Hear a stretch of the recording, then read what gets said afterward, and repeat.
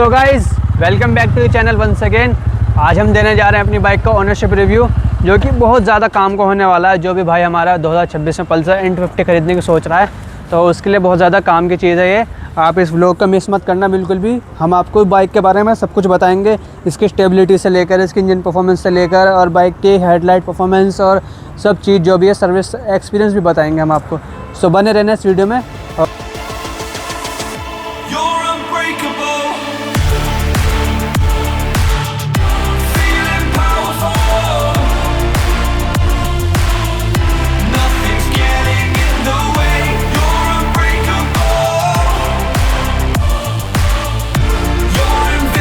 और mileage, ownership, duration और mileage.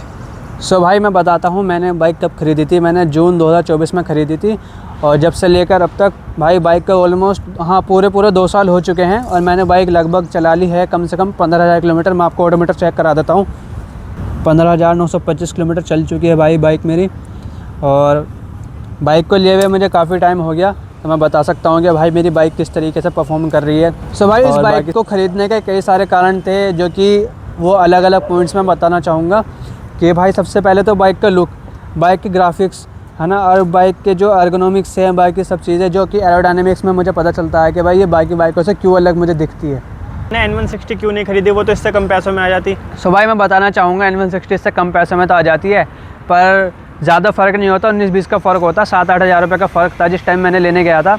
तो मुझे कॉस्ट करी थी लगभग 1,80,000 के करीब, और वो थी भाई 1,67,000 के करीब, जो कि मुझे तो मिली थी 1,77,000 में। मैंने नेगोशिएट कर लिया था भाई से। सो मुझे पड़ी थी 1,77,000 की, और N160 थी 1,67,000, यानी 1,67,000 ऑन रोड दिल्ली। सो भाई मैंने सोचा कि ज़्यादा फ़र्क नहीं है, थोड़े से पैसे डाल के पावर भी ज़्यादा मिलेगी, टॉर्क भी ज़्यादा मिलेगा, है ना, और वाइडर टायर मिलेंगे और बेहतरीन चीज़ें मिलेंगी हमें बाइक्स में, और इसके ABS मोड्स भी मिलेंगे हमें। तो मैंने सोचा कि यार थोड़े से पैसे डाल के N160 हटाओ, N250 लाओ। तो मैंने भाई सोचा। क्वेश्चन, NS200 से क्या कंपैरिजन है इसका? भाई NS200 और N250 दोनों का कंपैरिजन करना तो बनता नहीं है, पर अगर लोग बाग करते हैं तो मैं बताना चाहता हूँ कि भाई दोनों का पर्पस अलग है। पर्पस ऐसा अलग है कि भाई कि वो प्योर भगाने के लिए बनी है। ये साथ में भाई भगाने के साथ में आप डेली क्रूज़ भी कर सकते हो इस बाइक से, इतनी ओवर हीट नहीं होगी। ये ऑयल कूल इंजन के साथ आती है तो इतना ज़्यादा हैवी लोड नहीं लेती है वो, और ट्रैफिक में स्टॉकिंग नहीं करती, यानी जर्क नहीं मारती है ट्रैफिक में। तो NS200 की बात करें तो उसका टॉर्क इससे थोड़ा सा कम है। उसका 18 पॉइंट कुछ Nm का टॉर्क है, इसका 21.5 Nm का टॉर्क है। तो भाई ये बाइक जो है ना, बहुत ज़्यादा टॉर्क की फील होती है NS200 के मुकाबले। अगर भगाने वाली बात हो तो भाई गो फॉर NS200। अगर भगाने के साथ साथ में थोड़ी बहुत आपको क्रूजिंग करनी हो या फिर हाईवे राइड्स करनी हो तो गो फॉर N250, क्योंकि भाई दोनों का पर्पस अलग अलग है, बाइक ऑलमोस्ट सेम है। अब प्राइसिंग की बात करें तो भाई वो मुझे कॉस्ट कर रही थी 1,96,000 की, और ये मुझे कॉस्ट करी 1,80,000 की। आपको पता ही होगा। तो मैंने सोचा भाई N250 ली जाए। पावर भी उतनी है NS200 की जैसी, है ना, और टॉर्क उससे ज़्यादा है, और थोड़ा सा लुक भी अलग है। और उसमें ना टायर बहुत ज़्यादा स्लिम आते थे, यानी आगे 100 सेक्शन का टायर है, पीछे 130 सेक्शन का टायर है ना। और आज तक भी 2026 में भी यही सिस्टम है उसके साथ में। उसकी बात अलग है NS200 की, और N250 की बात अलग है। हालांकि प्राइस सेम है ऑलमोस्ट, पर अगर आपको जैसे मैं चलाता हूँ गाड़ी वैसे चलानी है तो आप गो फॉर N250। आपने हीरो की एक्सट्रीम 250R क्यों छोड़ दी और सुजुकी की जिक्सर 250R क्यों छोड़ दी? सो भाई बहुत सारे वो थे। एक्सट्रीम 250R जो थी ना, उस वक्त लॉन्च नहीं हुई थी जब मैंने बाइक ली थी, वो बहुत बाद में जाके लॉन्च हुई। तो बंदे मुझसे पूछते हैं भाई आपने जिक्सर तो क्यों नहीं ली, और आप मुझसे ये पूछते हैं भाई आपने एक्सट्रीम क्यों नहीं ली। तो मैं बताना चाहूँगा भाई ये जो बाइक है एक्सट्रीम से पहले लॉन्च हो गई थी 2024 में, और एक्सट्रीम आई मेरे ख्याल में 2025 में। तो भाई इस बाइक को मुझे लिए हुए 1 साल हो गया था जब एक्सट्रीम आई थी। सो एक्सट्रीम भी बढ़िया बाइक है नो डाउट, बट मैंने सुना है कि उसमें इंजन की बहुत ज़्यादा प्रॉब्लम आती है भाई। हीरो वाले को कुछ रिस्पॉन्स नहीं होता, मैंने बहुत ज़्यादा रिव्यू देखे हैं। और भाई जिक्सर की बात करें तो जिक्सर में वो फेयरिंग बाइक है थोड़ी सी ना, उसका एग्रेशन थोड़ा कम है, और उसमें USD फोक्स भी नहीं आते, है ना, और थोड़ी सी आउटडेटेड सी फील होती है जिक्सर। तो इस वजह से मैंने जिक्सर भी नहीं ली। सो भाई जैसे मैं बता रहा हूँ कि अपाची और MT-15 और R15 मैंने क्यों नहीं ली, उनका भी ये रीज़न है कि भाई R15 जो भाई बहुत ज़्यादा कॉमन है, हर किसी के पास लगती है। तो मुझे ऐसा फील आता है बाइक थोड़ी ऐसी हो जो कि लीग से हट के हो। ये बाइक बहुत ज़्यादा अंडररेटेड है, ज़्यादा लोगों के पास दिखती नहीं है, और MT-15 भी बहुत लोगों के पास दिख जाती है। हाँ, और जिक्सर भी बहुत लोगों के पास दिख जाती है, R15 भी बहुत लोगों के पास दिख जाती है। बाइक बहुत ज़्यादा रेटेड है। मैंने सोचा कि भाई ये बाइक लेना ज़्यादा सेंस बनाएगा, इस वजह से मैंने ये बाइक ली। सो भाई बात करें इसकी परफॉर्मेंस और मेंटेनेंस की, तो परफॉर्मेंस इसकी इतनी तगड़ी है। अगर इसकी थ्रोटल बॉडी हर वक्त क्लीन रहे ना, तो बाइक पहले गियर में 150, क्या बोला तूने? पहले गियर में 51 जाएगी, दूसरे गियर में 77 जाएगी, थर्ड गियर में 100 प्लस, फोर्थ गियर में 125 प्लस, हाँ फिफ्थ गियर में 151 प्लस। ये है इसकी परफॉर्मेंस। और भाई स्टेबिलिटी देखिए, आप क्या ही बात करो, आपने मेरे इससे पहले वीडियो में या फिर आपकी वीडियो में देख लिया होगा कि कितनी तगड़ी स्टेबिलिटी है इसकी। भाई मैं बाइक जा नहीं पा रही है इतनी आगे। स्टेबिलिटी चेक करिएगा, स्टेबिलिटी मैं 147 की स्पीड पर था और बिल्कुल भी बाइक वोबल नहीं हुई। एक बम्प भी आया था, बाइक वोबल नहीं हुई बिल्कुल भी। और इसका जो ऑयल कूलर है ये भाई हीट को बहुत बढ़िया से मैनेज कर रहा है, इंजन हीट नहीं होने देता बिल्कुल भी। अभी मैं इतनी दूर से चला कर लाया हूँ बाइक, बिल्कुल भी ओवर हीट नहीं हुई। अब भी मैं हाथ लगा रहा हूँ ना इस पर, अब भी नॉर्मल है। इतनी ज़्यादा ठंडी कर देती है बाइक को ये।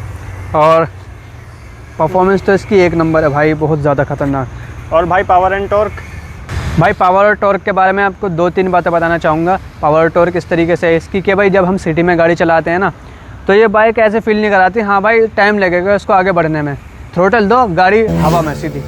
और दूसरी बात, इतनी तगड़ी पावर है इसकी, जब 2 बंदे बैठ के चलते हैं ना, तो भाई ऐसा नहीं लगता है कि बाइक की पावर दब रही है। बाइक के ऐसा लगता है कि हाँ भाई बाइक चला लेगी आराम से, कोई दिक्कत नहीं आएगी। और यहाँ की मैंने सुना है कि MT-15 के पीछे जब कोई बंदा प्लेन बैठ जाता है ना, तो मैंने सुना है भाई बंदे बोलते हैं इसकी पावर दब जाती है, भगती नहीं है गाड़ी ढंग में। तो ये है इसकी पावर के बारे में, है ना। और टॉर्क इसका इतना खतरनाक है भाई, व्हीली पॉप होने लगती है। भाई फ्यूल एफिशिएंसी के बारे में बता दो कि ट्रैफिक में कैसी है और हाईवे पे कैसी है फ्यूल एफिशिएंसी? तो भाई मैं बताना चाहूँगा कि फ्यूल एफिशिएंसी के बारे में कि भाई ये आपके ऊपर डिपेंड करता है, राइडिंग स्टाइल का ऐसा है आपका। सो अगर आप हाईवे पे बढ़िया चलाओगे तो भाई कम से कम 40-45 का दे देगी एवरेज। और आपने मेरे इससे पहले के मेरठ की राइड में देखा होगा कि 41 का एवरेज आया, 44 का भी एवरेज आया। आगरा की राइड में मैंने करी थी, 420 किलोमीटर थे टोटल, उसमें 44 का एवरेज आया था मेरी बाइक का। तो ये 250 सीसी होने के बाद भी 44 का एवरेज दे रही है भाई, तो क्या ही लोगे। और सो गाइस ब्रेकिंग इसकी इस तरीके से है, ब्रेकिंग मुझे थोड़ी कम लगी, बट भाई 250 सीसी के हिसाब से और प्राइसिंग के हिसाब से ब्रेकिंग इसकी थोड़ी सही है। क्योंकि अभी हमने 10,000 किलोमीटर पे इसके ब्रेक पैड चेंज कराए थे, तो उसके बाद में थोड़ी सी ब्रेकिंग ऐसे लगती है कि जैसे स्पॉन्ज टाइप फील होता है कि भाई एकदम से भाई हमने ख़राब रास्ते पे जैसे ब्रेकिंग करी, तो जैसी गड्ढे में जाती है ना, गड्ढे से निकलते तो ऐसा लगता है ब्रेक फ्री हो गए, है ना। और एकदम से कुछ नैनो सेकंड्स के लिए ऐसा लगता है। बाकी ब्रेकिंग तो बहुत बढ़िया है इसकी। मैं फ्रंट एंड रियर ब्रेक साथ में मारता हूँ, 30-70 का आपने रेशो सुना होगा, 30% रियर और 70% फ्रंट। तो बाइक स्किड नहीं होती बिल्कुल भी। पीछे के रियर ब्रेक भी बहुत बढ़िया है, अगर खाली रियर ब्रेक मारोगे आप तो वो भी बढ़िया वर्क करते हैं, उसमें कोई दिक्कत वाली बात नहीं है। सो भाई मैं बताना चाहूँगा कि वाइब्रेशन गाड़ी में है और वो आती है 120 के बाद में, है ना। अगर आप कोई स्कूटी वगैरह चलाने के बाद में बाइक चलाओगे तो आपको उसमें वाइब्रेशन फील होगी, क्योंकि स्कूटी जो होती है ना वो बहुत ज़्यादा स्मूथ होती है। क्योंकि अभी मेरे पास ये वाली स्कूटी है ना, मैं इसको चला कर आया 80 की स्पीड मैंने चलाई, इसको नॉर्मली चल रही है बढ़िया एकदम। जब मैं इसको चला रहा हूँ तो भाई ऐसा फील आ रहा है कि भाई हाँ भाई कुछ ना कुछ वाइब्रेशन हो रही है गाड़ी में। और इतनी वाइब्रेशन होनी चाहिए जिससे क्या पता चले हाँ भाई बंदा गाड़ी चला रहा है या फिर वो कुछ चला रहा है। मैंने GT भी चलाई थी, GT इतने ज़्यादा रिफाइंड फील हुई थी मुझे पहली दफ़ा में, तो भाई मैं सोच रहा है कि ये मेरी गाड़ी नीचे से निकल जाएगी, इतनी ज़्यादा फील हुई थी मुझे रिफाइनमेंट में।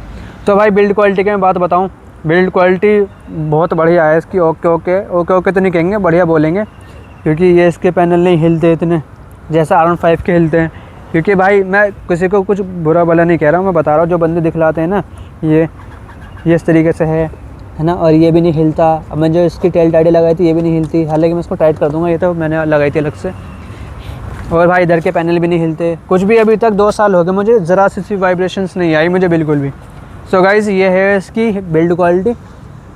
और ना ही इसके कुछ मतलब एक भी स्क्रू ढीला नहीं हुआ, वो बाकी मडगार्ड में मैंने हटाया है सब कुछ इसका। आप इससे पहले कौन सी गाड़ी यूज़ करते थे? सो भाई इस सवाल का जवाब बहुत ज़्यादा आसान है। आपने मेरे पहले व्लॉग्स में देखा होगा कि मैं अपनी पल्सर 150 2011 मॉडल इस्तेमाल करता था, जो कि मेरे पापा की थी। और भाई उसको तो 15 साल हो चुके हैं पूरे, तो वो कट गई। तो भाई सर्विस एक्सपीरियंस कैसा है इसका? भाई सर्विस एक्सपीरियंस की बहुत लंबी कहानी हो जाएगी इस व्लॉग में, तो मैं इस वीडियो को यहाँ टैग कर दूँगा, आप लोग देख लेना। आप लोगों को दिख रहा होगा, ये थंबनेल आ रहा होगा और ऊपर आई बटन पे भी आ रहा होगा, आप देख लेना। फिर मैं बता देता हूँ कि अगर आप अपनी आंखों के सामने सर्विस करवाओगे तो ज़्यादा बेहतर है। गाड़ी छोड़ के मत जाना, क्योंकि मैं बताता हूँ गाड़ी छोड़ के क्यों नहीं जाना। वो बोलते हैं कि हम आपकी बाइक का पार्ट निकाल के दूसरे के में लगा देंगे, फिर दूसरे का निकाल के आपकी बाइक में लगा देंगे। तो चांसेस ये हैं कि वो कोई पार्ट आपकी बाइक का निकाल के दूसरे की बाइक में लगा सकते हैं। तो भाई इस चीज़ का ख़तरा है। तो मैं इस वजह से अपनी आंखों के सामने कराता हूँ सर्विस, और भाई पूरा बिल लो और वारंटी के साथ में सर्विस करवाओ अपनी, जो भी वारंटी है आपकी। क्योंकि मेरा एक बार इन्होंने ऑयल पाइप का लीक हो रहा था, तो उन्होंने पूरा ऑयल कूलर चेंज कर दिया था, तो उसके उन्होंने 2400 रुपये लगा लिए थे, जबकि मैंने बोला भाई वारंटी में। तो फिर उन्होंने 2400 रुपये काटे इस चीज़ के। तो वारंटी में कराओ अपनी सर्विस अगर वारंटी है तो, नहीं तो भाई अपनी सर्विस अपनी आंखों के सामने कराओ, गाड़ी छोड़ के मत जाओ जब तक कोई नौबत ना आए, मजबूरी ना आए। तो ये है सर्विस एक्सपीरियंस मेरा। सो गाइस, सस्पेंशन फीडबैक इसका इस तरीके से है कि हार्ड सरफेस, मतलब जो नॉर्मली रफ़ सरफेस होता है भाई, जैसे ऊबड़ खाबड़ रोड होता है, तो उस पर इसका सस्पेंशन बढ़िया वर्क करता है। और हाईवे पे तो सस्पेंशन इसका इतना लाजवाब है भाई, मैं बार बार कहता हूँ कि ये वोबल नहीं होती, क्योंकि कुछ गाड़ियों में कमी इस वजह से भी आती है कि भाई सस्पेंशन उसका सही वर्क नहीं कर रहा है। 2 साल हो चुके हैं अल्हम्दुलिल्लाह भाई, इसकी अभी तक भी ऑयल सील नहीं टूटी। अब मैं बहुत गंदी तरीके से चलाता हूँ। तो ये है सस्पेंशन की काबिलियत। अब पीछे सस्पेंशन की भी काबिलियत। सो भाई पीछे की सीट का इसका ये हाल है कि भाई मैंने तो इस पर कवर लगवा लिया था आफ्टर मार्केट, देख सकते हो आप कितना सही लग रहा है। और दूसरी बात, आगे की सीट तो फिर भी ठीक है, 200 किलोमीटर आराम से राइड कर लोगे, पर पीछे की जो सीट है ना भाई, वो बहुत ज़्यादा लकड़ी का फट्टा है, समझ लो।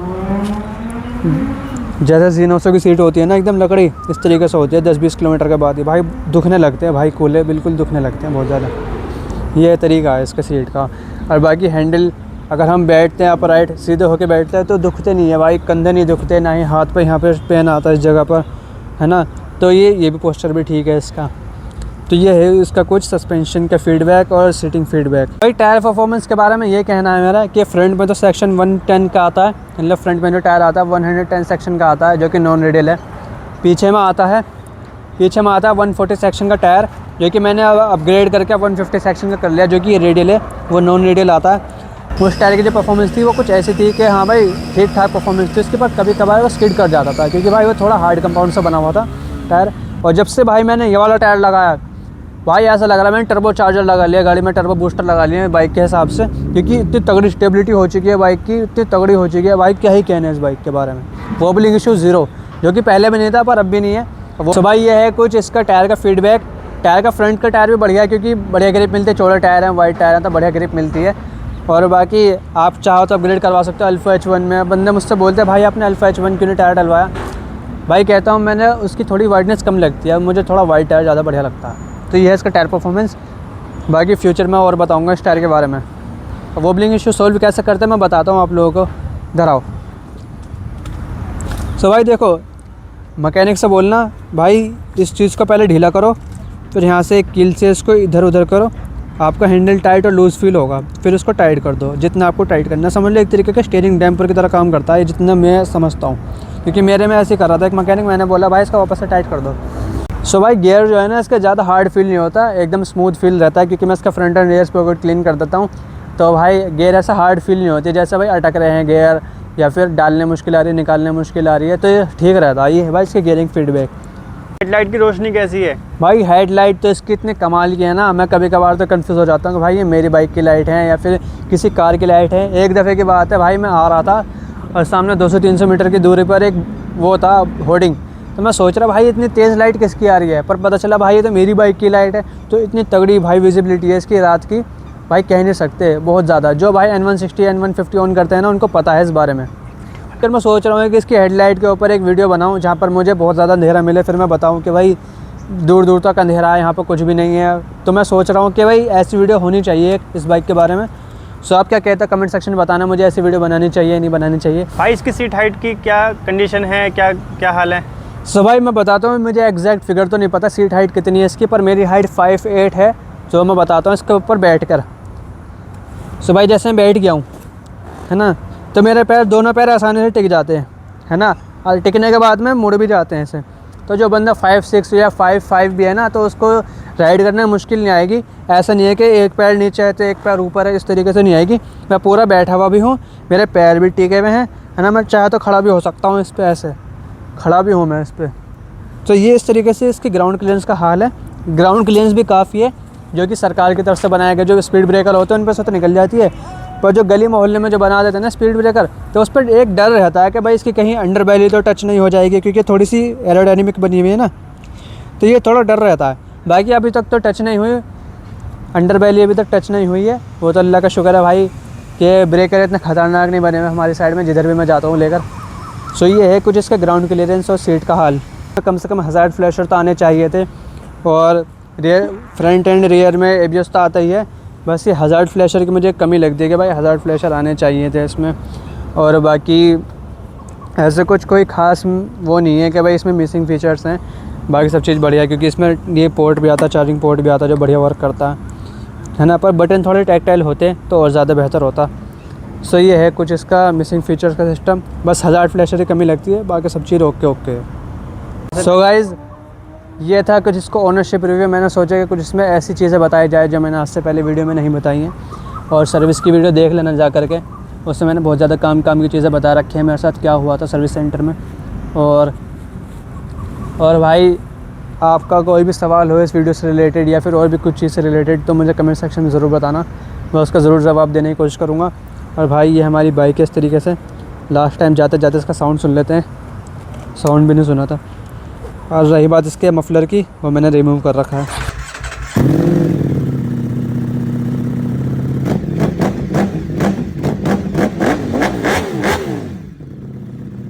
सो भाई ये इसका साउंड है। मिलते हैं नेक्स्ट वीडियो में, तब तक के लिए आप ये वाली और ये वाली वीडियो देखो, चैनल को सब्सक्राइब। C you later.